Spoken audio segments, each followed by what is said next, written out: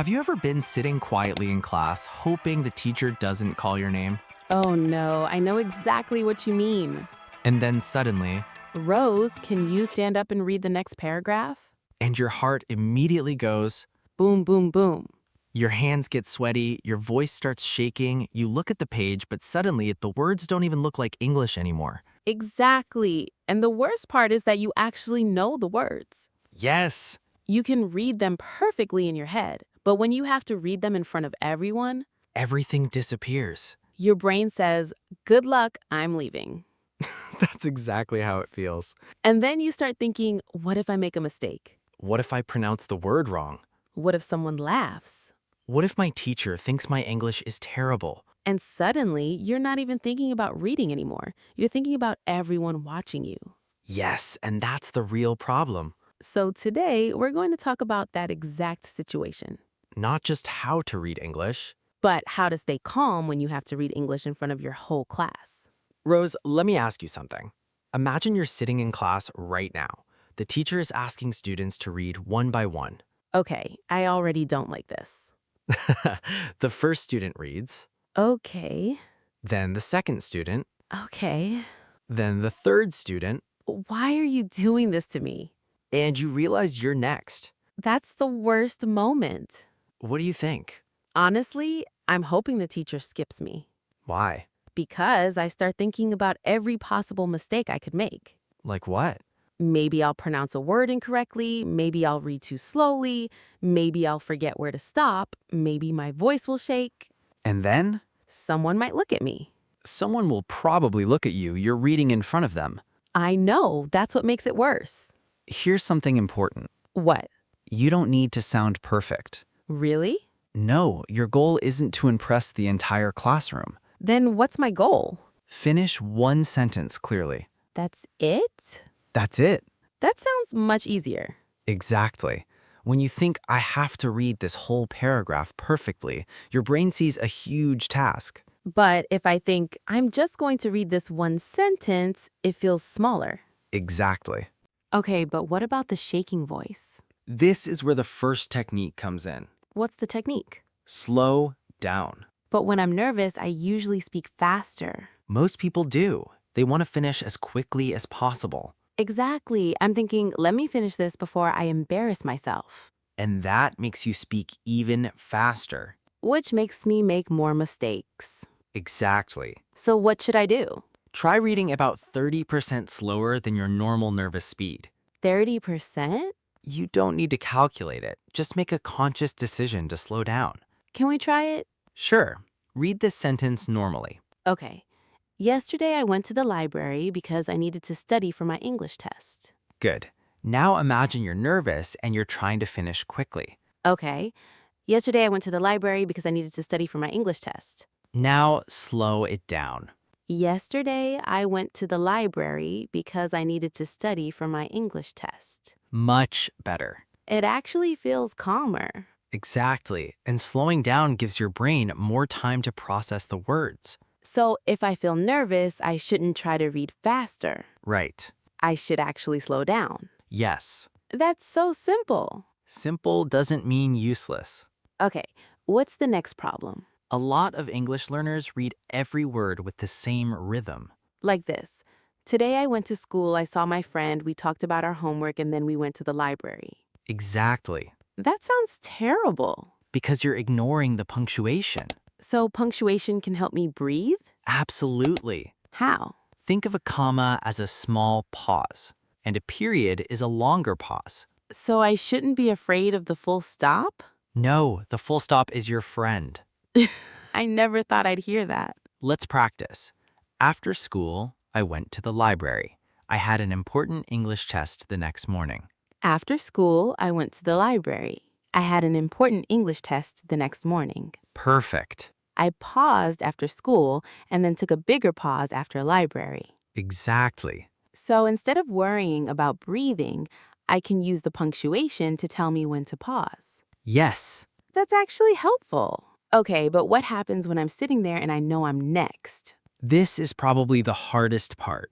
Because I'm already nervous before I even stand up. Exactly. So what should I do? First, don't tell yourself, I'm going to mess up. Because that makes me more nervous. Right. Instead, use a simple sentence in your head. I don't need to be perfect. I just need to speak slowly. I like that. Or one sentence at a time. That's even shorter. Exactly. You don't need a long motivational speech in your head. Just one sentence. Right. What if I'm extremely nervous? Try this. Take a slow breath.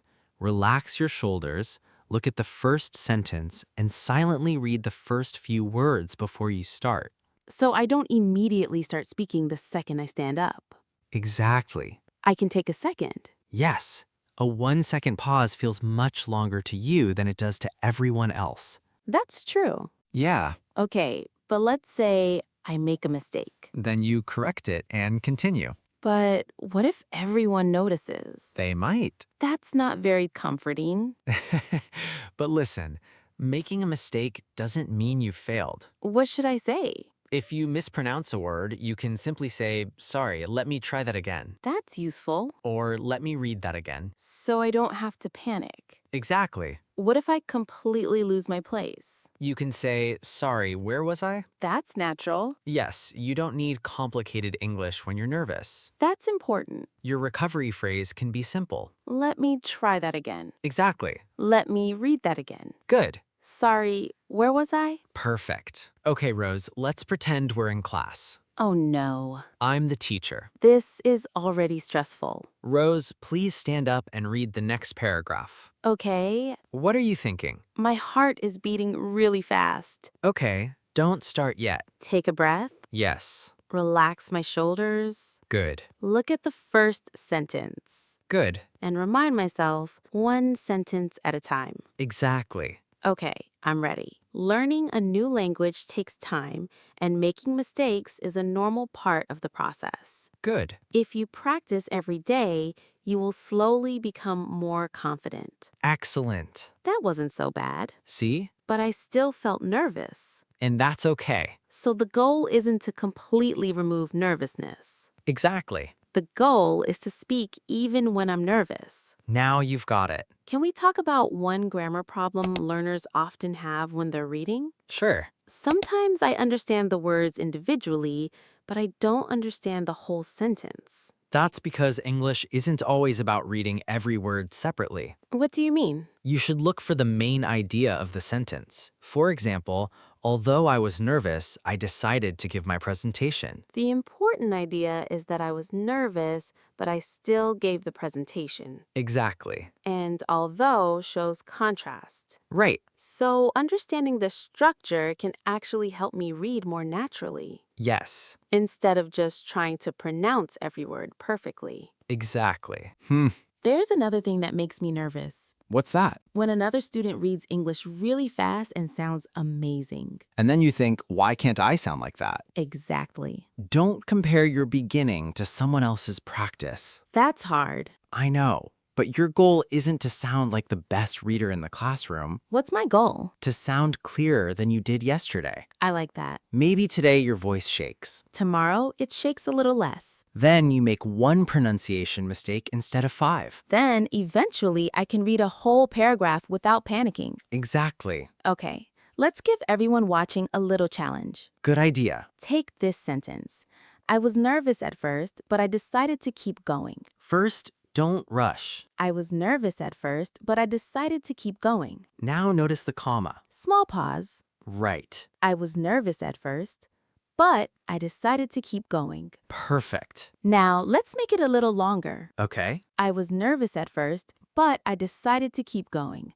I made a few mistakes, but I didn't stop. That's the mindset. Not I made mistakes, so I'm terrible. Exactly. Instead, I made mistakes, but I kept going. So let's quickly remember the 4 things we learned today. Okay, Number 1. Slow down. Number 2. Use punctuation to pause and breathe. Number 3. Focus on one sentence at a time. And number 4. Don't panic when you make a mistake. Correct it and continue. Exactly. And remember those recovery phrases. Let's say them one more time. Let me try that again. Let me read that again. Sorry, where was I? Simple English. But very useful English. So, if you're the student who secretly hopes the teacher won't call your name, Or the student who starts panicking when everyone begins reading one by one, you're not bad at English just because you're nervous. and making a mistake doesn't mean everyone thinks you're stupid. You are learning. And learning means making mistakes sometimes. So next time your teacher says, Tia, please stand up and read.